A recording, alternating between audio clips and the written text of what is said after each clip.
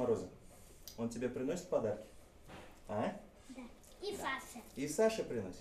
Заботливый отец, любящий муж, Владимир Васильев бывает грозным только на сцене, когда его бас потрясает своды концертных холлов и театров.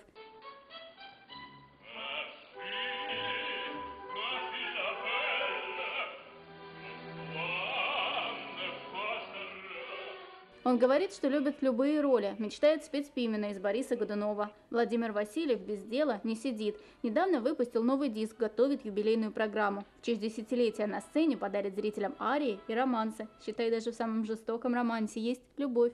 А вот в музыку певец пришел случайно. Мы проходили мимо музыкального училища в Набережных Челнах, где я родился, вырос. И мама мне говорит: сыночек, а ты не хочешь стать музыкантом? Из окон музыкального училища, лето тогда было, доносились звуки валторны, фортепиано, скрипки. И я подумал, почему бы и нет.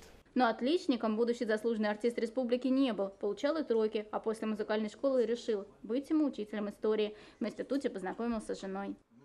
3 года встречались и потом поженились.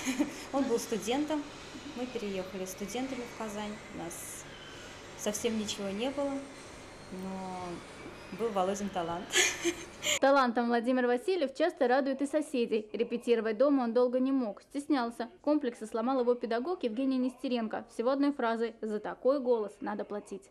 Вот свет потух, с тобой тревожной она идет, а мне мой тиши так трепетно. Так осторожно спеши, красавица, спеши, так трепетно. Певец много участвовал в конкурсах. Раньше дипломы занимали всю стену, пока однажды не решил: хватит умиляться былому, надо думать о новых проектах. С этим отмечает 10 лет на сцене. А в следующем году, шутит артист, будет уже 20 в искусстве. Маргарита Петрова, Андрей Мохов, ТНВ, Казань.